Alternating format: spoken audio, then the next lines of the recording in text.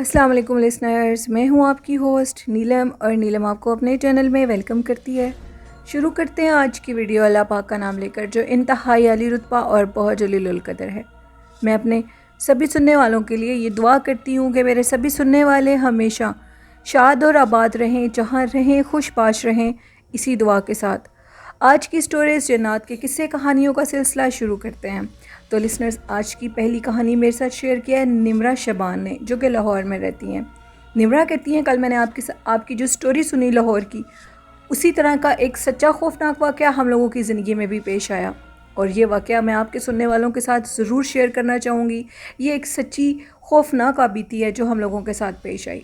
निम्रा शबान कहती हैं कि हम लोगों ने लाहौर में एक घर रेंट पे लिया और उस घर में जैसे ही हम लोग शिफ्ट हो गए, यानी कि फ़र्स्ट डे था शिफ्टिंग का, सब कुछ शिफ्ट करने के बाद सब कुछ नॉर्मल था बिल्कुल। तो रात के टाइम मेरी सिस्टर वो मेरे पास आई और ये कहने लगी कि मेरे सीने में बहुत शदीद दर्द हो रही है और वो रोने लग गई। अभी वो रो ही रही थी तो थोड़ी देर के बाद मेरी दूसरी सिस्टर आई और वो भी यही कहने लगी कि मेरे सीने में बहुत शदीद दर्द हो रही है और वो भी उस पेन की वजह से रोने लगी। इस तरह करते करते मेरे सारे बहन भाई और मेरे समेत हम सब के सीने में शदीद दर्द शुरू हो गई और हम लोगों की जो हालत थी वो इस कदर ख़राब थी कि हम लोग खुद हॉस्पिटल भी नहीं जा सकते थे। बिलाखिर हम लोगों के साथ हमारी एक आंटी भी रहती थी, वो हम सबको हॉस्पिटल लेकर गई। हम लोग हॉस्पिटल गए, उसके बाद हम लोग घर आ गए। लेकिन उसके बाद वाक़यात का सिलसिला शुरू हो गया। नेक्स्ट डे से ही हमारे साथ अजीबो गरीब वाक़यात ने जन्म लेना शुरू कर दिया। वो कहती हैं कि होता कुछ इस तरह था कि हम लोगों के घर में अजीबो गरीब किस्म की मनहूसियत महसूस होने लग गई थी। यानी कि एक दफ़ा ये हुआ कि हम लोगों के घर में मैं थी और मेरे भाई थे। मैंने अपने भाई से कहा कि हमने कुछ चीज़ लेने के लिए जाना था, तो मैंने अपने भाई को कहा जाओ तो मुझे वो चीज़ ला कर दे दो।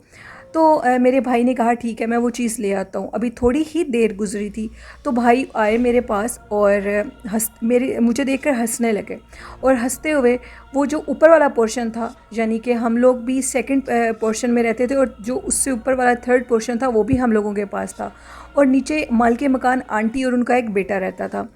तो मेरे भाई मुझे देखकर हंसते हुए ऊपर वाली सीढ़ियों की तरफ चले गए। मैं ये देखकर बड़ी हैरान हुई कि भाई के पास से बहुत गंदी स्मेल आ रही है। तो मैंने कहा शायद भाई मेरे साथ मजाक कर रहे हैं। मैं भाई के पीछे पीछे ऊपर की तरफ जाने लगी तो मेरी अम्मी ने मुझे आवाज़ दी और ये कहा कि इतनी गर्मी में ऊपर क्या करने के लिए जा रही हो। तो मैंने कहा कि अम्मी भाई ऊपर गए हैं, शायद वो मेरे साथ मजाक कर रहे हैं, मैं उनके पीछे ही जा रही हूँ, मैंने उनसे कोई चीज़ मंगवाई है। तो मेरी वालदा ने मुझसे कहा कि तुम्हारे भाई नीचे तुम्हारा इंतज़ार कर रहे हैं, वो कब से तुम्हें आवाज़ें दे रहे हैं और ये कह रहे हैं कि जो चीज़ें तुमने मंगवाई हैं वो आकर ले जाओ। मैं बहुत ज़्यादा डर गई और मैंने अपनी अम्मी को ये बात बताई। मेरी अम्मी ने कहा कि ये तुम्हारे साथ नहीं, हम सब के साथ हो रहा है। हम लोगों के घर में कोई चीज़ रूप बदल बदल के हमारे सामने आ रही थी। उसके बाद ये शुरू हो गया काम कि यूँ लगता था कि सहन में बच्चे खेल रहे हैं और बाकायदा हम लोगों को बच्चे नज़र आते थे। हम लोगों के कपड़ों के ऊपर खून के छींटे आते थे, घर के अंदर खून के छींटे आने लग गए और उसके बाद हम लोगों के कपड़ों में छोटे छोटे सुराख होने लग गए। ये सारे वाक़यात जब रूनुमा होने लग गए तो उसके बाद जो मेरी अम्मी थी वो नीचे मालके मकान आंटी, वो एक बहुत बुज़ुर्ग औरत थी और उनके पास गई और उनको जाकर कहा कि हम जब से इस घर में शिफ्ट हुए हैं 10 दिन हो गए, इस घर में अजीबोगरीब वाक़यात पेश आ रहे हैं। कोई मतलब कभी कोई चीज़ नज़र आ जाती है, कभी बच्चे नज़र आ जाते हैं, हम लोगों के रूप में वो चीज़ नज़र आने लग जाती है, घर के अंदर से बहुत गंदी स्मेल शुरू हो जाती है। तो वो जो मालके मकान आंटी थी उन्होंने ये कहा कि बिल आखिर तुम लोगों को भी इस सारी बात का पता लग गया है, इस घर में जो भी आता है उसके साथ ये वाक़यात होते हैं। वो आंटी बहुत बुज़ुर्ग थी और उनके साथ जो उनका बेटा रहता था, निम्रा कहती हैं कि वो अल्लाह लोग था। तो वो आंटी कहती हैं कि जब हम लोग रात को सोते हैं तो हमें यूँ लगता है कि बाहर ढेर सारे बच्चे रो रहे हों और कभी ये लगता है कि बच्चे बहुत ज़्यादा शोर मचा रहे हों।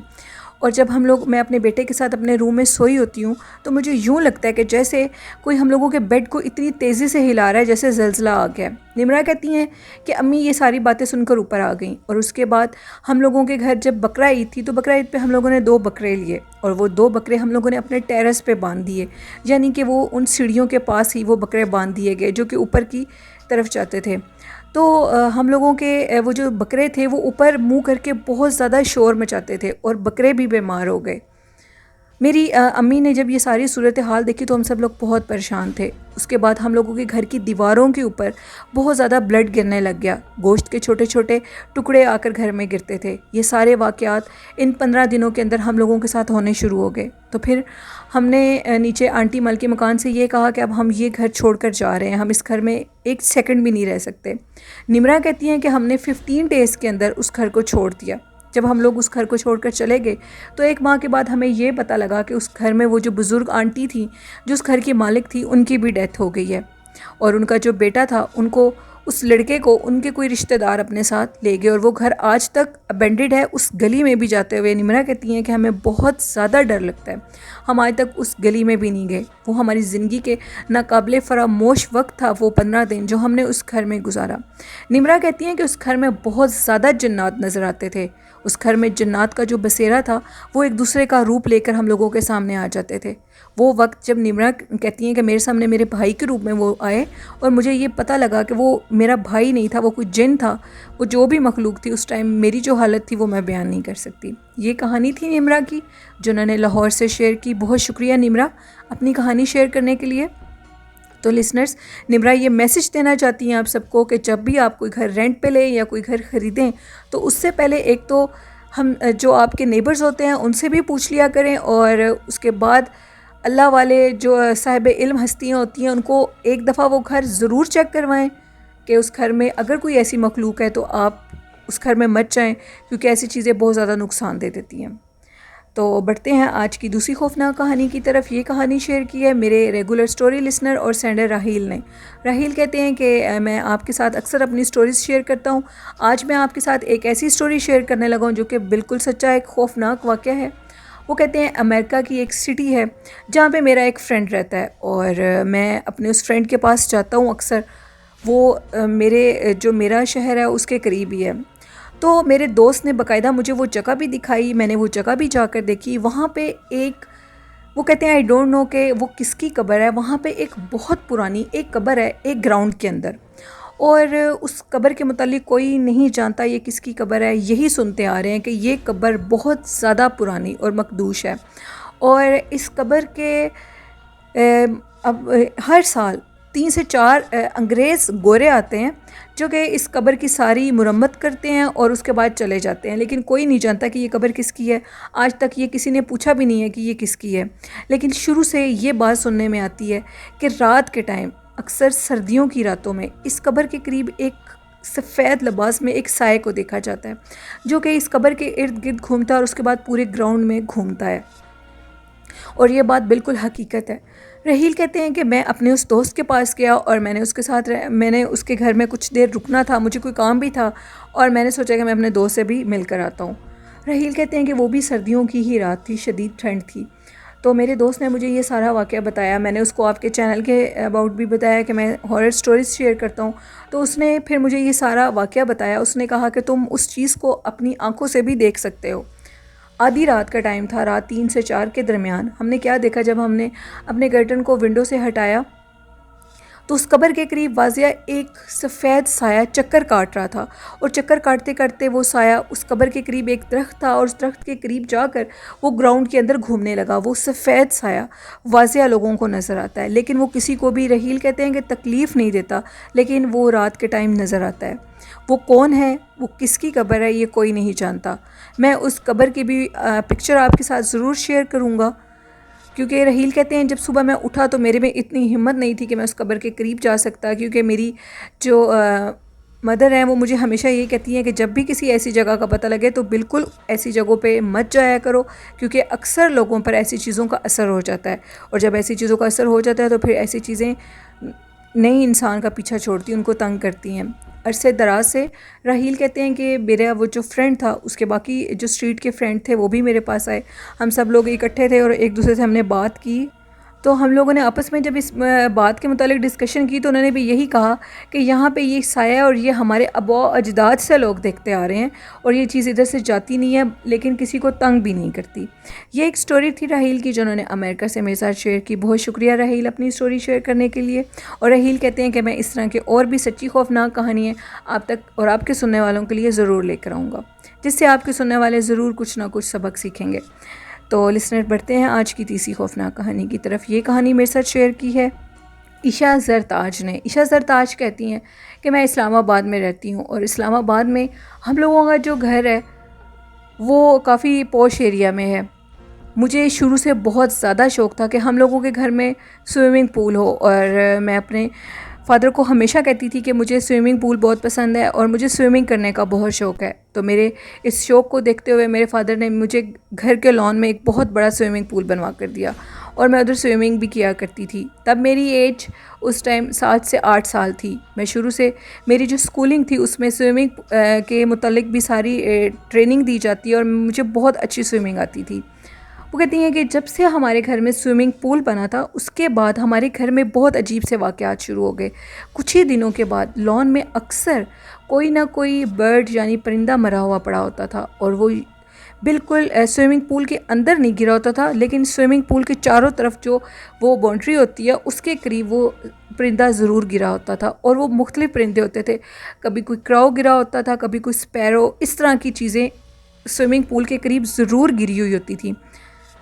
ईशा कहती हैं कि मैंने अपनी मम्मा से कहा कि जब भी मैं स्विमिंग के लिए जाती हूँ तो अक्सर स्विमिंग पूल के करीब कुछ ना कुछ ऐसा ज़रूर गिरा होता है जो कि मुझे मेरे दिमाग को ख़राब कर देता है और मुझे ये लगता है कि ये सारी जगह गंदी हो गई है। तो मेरी मॉम ने मुझसे कहा कि ऐसी कोई बात नहीं है, तुम्हें डरने की ज़रूरत नहीं है, हो जाता है सम टाइम, शायद हमने ये जगह ऐसी बनवाई है तो उसके बाद ऐसे होने लगा है।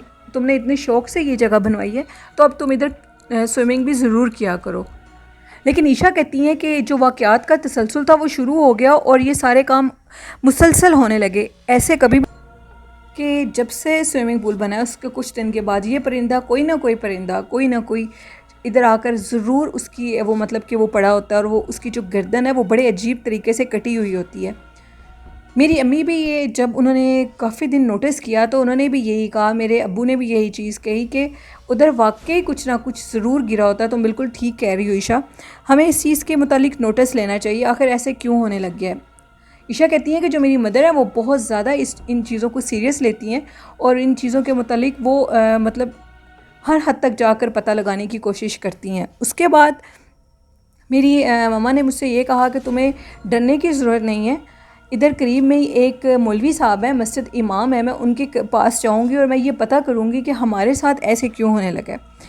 अम्मी ने अभी जाना ही था, यानी कि उधर उनके मौलवी साहब के पास जाना ही था, तो अभी उनको इतना उनके पास टाइम नहीं था। हम लोगों के घर गेस्ट आ गए थे, तो रात के टाइम स्विमिंग पूल के करीब ऐसे लगता था कि रात को कोई स्विमिंग कर रहा हो, वाज़िया पानी की आवाज़ आती थी। यूँ लगता था कि कोई स्विमिंग पूल के अंदर 2 से 3 लोग हैं। उनकी बातें करने की आवाज़ें, उनकी मुसलसल स्विमिंग करने की आवाज़ें आने लगी।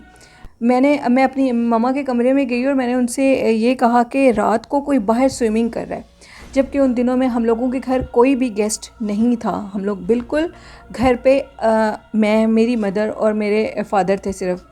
मैं अकलौती ही बहन हूँ और मेरे और बहन भाई नहीं हैं। तो मेरी मम्मा ने कहा कि हम लोगों को बाहर से देखना चाहिए।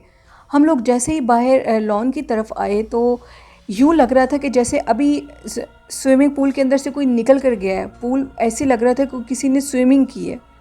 अब ये जो चीज़ थी इस पे बंदा इसको इग्नोर नहीं कर सकता था और फ़ौरन इसके ऊपर हमें एक्शन लेना था। मेरी मम्मा नेक्स्ट डे ही मौलवी साहब के पास गई, उनको कुछ बताए बिना अपने घर लेकर आई और उनसे ये कहा कि अब आप खुद चेक करके बताएं कि हमारे घर में कुछ नेगेटिविटी है या नहीं है। जिस पे उन्होंने ये कहा कि आपके जो स्विमिंग पूल वाली जगह है ये जगह बहुत ज़्यादा भारी है।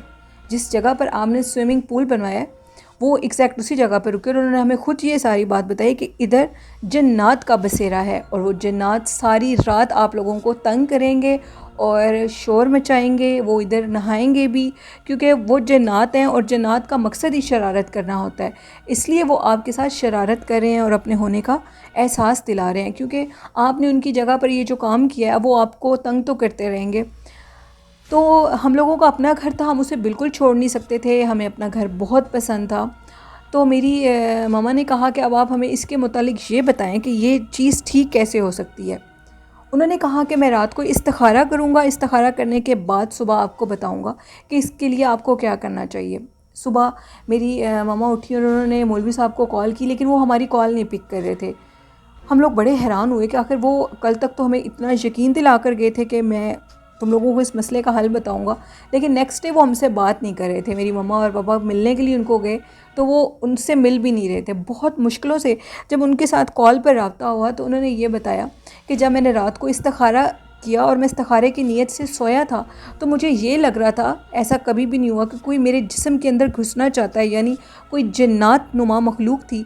और मेरी मिसेस जो मेरे साथ सोई हुई थी, जब वो चीज़ मेरे जिस्म के अंदर घुस रही थी तो मेरे सोए हुए लाइल्मी की हालत में मेरे मुंह से अजीब खौफनाक, जो कि इंसानी आवाज़ें नहीं थीं, एक जन्नात की आवाज़ हो सकती है, वो निकल रही थी, जिसकी वजह से मैं आपको इसके मुतालिक कुछ भी नहीं बता सकता। आप किसी आमिल के साथ रब्ता करें। ईशा कहती हैं कि उसके बाद मेरी मम्मा को किसी ने एक आलिम के मुतालिक बताया, हम उधर गए, उनको भी हमने ऐसा कुछ नहीं बताया, हम उनको डायरेक्ट अपने घर लेकर आए और 2 से 3 लोगों ने सेम यही हमें इसके मुतालिक बताया कि ये जो आपके घर की पूल वाली जगह है ये बहुत ज़्यादा हॉन्टेड है और इधर ही सारे जन्नात का बसेरा है। वो कहती हैं कि उसके बाद हम लोग अब इस घर को छोड़कर भी जाते तो हम लोगों की ये जो जगह थी ये वेस्ट हो जानी थी। फिर बहुत मुश्किल से हमें किसी और आमिल का पता लगा, वो बाकायदा हम लोगों के घर आए और उन्होंने ये सारी जगह चेक करने के बाद कहा कि इसका एक ही हल है। अगर आप लोग ये चाहते हैं कि आप लोगों का घर दोबारा से वैसे हो जाए तो इस स्विमिंग पूल को ख़त्म करवा दें, इसका और कोई हल नहीं है। ऐसा हल निकाल कर आप देखें, अगर आप इस स्विमिंग पूल को बंद करते हैं और उसके बाद वो चीज़ें जो कि आपके घर में बहुत ज़्यादा शोर मचा रही हैं और अपने होने का एहसास दिला रही हैं, स्विमिंग पूल के इर्द गिर्द कोई परिंदा जो उन्होंने वो मार देते हैं उसको, फिर वो आपको भी नुकसान देंगे ठीक इसी तरह जैसे वो उस परिंदे को दे रहे हैं। तो उसके बाद उन्होंने, मेरी जो मम्मा थी वो बहुत ज़्यादा इस बात को सुन के डर गई कि अगर उन्होंने हमें ऐसा नुकसान दे दिया तो हम क्या करेंगे। हमने फ़ौरन ही उसी दिन हमने उस स्विमिंग पूल को बंद करवाने का पूरा मुकम्मल इरादा कर लिया। हमारे घर जो लेबर आए उन्होंने उसको बंद किया और बंद करने के बाद हमने उसके ऊपर बाकायदा दोबारा मिट्टी फेंकी, वो जगह उसको इक्वल किया, बाकी जो लॉन था उसके तरह इक्वल करने के बाद हमने उसके ऊपर बाकायदा ठीक उसी तरह जैसे बाकी लॉन में घास वगैरह लगी हुई थी उसी तरह वो ग्रीनरी का भी सहारा किया। वो करने के बाद अब वो जो जगह थी वो सेम ऐसे ही हो गई थी जैसे बाकी लॉन था। उसके बाद वो चीज़ें हमें कुछ अरसा तंग करती रहीं। लॉन में अजीबो गरीब किस्म के बड़े बड़े, हम लोगों के लॉन में आज तक ऐसे नहीं हुआ, जिनको हम लिज़र्ड बोलते हैं, वो जो बड़े बड़े लिज़र्ड होते हैं वो आने लग गए। लेकिन हमें वो जिन्होंने हमें कहा था कि इस जगह को बंद कर दो, उन्होंने ये कहा था कि किसी भी ऐसे जानवर को जो आपको नज़र आए आपने उसको मारना नहीं है, ये वही मखलूक है जो कि आपके सामने आएगी। हमने बिल्कुल उनको नहीं मारा, हमने इन चीज़ों को इग्नोर किया। 1 माह के बाद हम लोगों के घर में ये जो मुख्तलिफ़ वाक़यात पेश आ रहे थे ये आना ख़त्म हो गए और उसके बाद हम लोगों ने मुझे स्विमिंग का शौक़ था वो बिल्कुल ख़त्म हो गया और मैंने कभी भी नहीं ये सोचा। मुझे जब भी मैं पानी में जाती थी मुझे हमेशा ये खौफ आता था कि कोई ना कोई ऐसी चीज़ जो कि पानी के अंदर होगी और वो मुझे कोई नुकसान ना दे दे। मेरा ये शौक़ दब के रह गया और ख़त्म हो गया। ईशा कहती हैं कि मैं आप लोगों को ये कहना चाहूँगी, कुछ भी ऐसा वैसा करने के बाद, कुछ भी चेंजिंग करने से पहले अपने घर में एक दफ़ा ये ज़रूर सोचा करें कि आपके घर में आपके अलावा भी और बहुत सी मखलूक़ात हैं, यानी जन्नात, और ऐसी चीज़ें हकीकत में होती हैं। हम लोगों का दौर बहुत ज़्यादा मॉडर्न हो गया है, हम लोग इन चीज़ों के मुतालिक बिल्कुल नहीं सोचते, लेकिन हमें इन चीज़ों के मुतालिक सोचना चाहिए। ईशा ये कहती हैं कि मेरी बाकी फ्रेंड्स बहुत शौक़ से स्विमिंग करती हैं, उनके घर में भी स्विमिंग पूल बने हुए हैं, लेकिन मेरा ये शौक़ बिल्कुल ख़त्म हो गया है। ये जो वाक़या हम लोगों की ज़िंदगी में पेश आया इसके मुतालिक हम लोग कभी सोच भी नहीं सकते थे। आज भी लॉन के उस हिस्से में जाते हुए हम लोग एक दफ़ा ज़रूर सोचते हैं कि शायद हम लोग इधर अगर पाँव वगैरह रखेंगे इधर जन्नात के बच्चे ना हों, जन्नात ना हो, उनका जो भी सेटअप है सारा वो ना हो, हम उनको नहीं देख सकते। चाहे हम उनको नहीं देख सकते और वो उस चीज़ को जानते हैं कि हम उनको नहीं देख सकते, लेकिन फिर भी ये मखलूक बहुत ज़्यादा नुकसान देती है। तो ये स्टोरी थी ईशा की जो उन्होंने इस्लामाबाद से शेयर की। बहुत शुक्रिया ईशा अपनी स्टोरी शेयर करने के लिए। तो लिसनर्स, ये थी आज की खौफनाक कहानियाँ। इन कहानियों से आप लोगों ने क्या कुछ सीखा है कमेंट बॉक्स में अपना मुतालिक ज़रूर बताइएगा। और उसके बाद जिन्होंने अभी तक चैनल को सब्सक्राइब नहीं किया, अगर आप मेरे चैनल की स्टोरीज़ को सुन रहे हैं और आपको मेरे चैनल की स्टोरीज़ अच्छी लगती हैं तो चैनल को ज़रूर सब्सक्राइब करें, लाइक करें और अपना फ़ीडबैक भी दिया करें कि इन स्टोरीज़ से आप लोगों ने क्या कुछ सीखा है। और जिन लोगों ने अभी तक अपनी स्टोरीज़ मेरे साथ शेयर नहीं की, तो आप लोग भी अपनी स्टोरीज़ मेरे साथ शेयर कर सकते हैं कमेंट बॉक्स में। मेरे ईमेल आईडी पे मेरा फेसबुक आईडी भी है, और जो लोग इन जगहों पे स्टोरीज़ को शेयर नहीं कर सकते, वो लोग कमेंट बॉक्स में भी अपनी स्टोरीज़ को शेयर कर सकते हैं। और आज का अच्छा मैसेज ये देना चाहूँगी कि हमेशा तहारत की हालत में रहें, अल्लाह पाक का ज़िक्र करते रहें। अल्लाह पाक इसी तरह हम लोगों की जो मुश्किलें हैं, जो परेशानी है, उनको हल कर देगा, और अल्लाह पाक हम सब की हर जायज़ ख्वाहिश को पूरा कर देगा। और आखिर में ये ज़रूर कहना चाहूँगी कि अपने वालिदैन की बहुत ज़्यादा खिदमत किया करें, उनसे मोहब्बत और प्यार किया करें। इसी के साथ अपनी होस्ट नीलम को इजाज़त दीजिए। मुझे और मेरे वालिदैन को अपनी दुआओं में ज़रूर याद रखिएगा, और आपका और आपके वालिदैन का और आपके सब घर वालों का अल्लाह हामी व नासिर हो।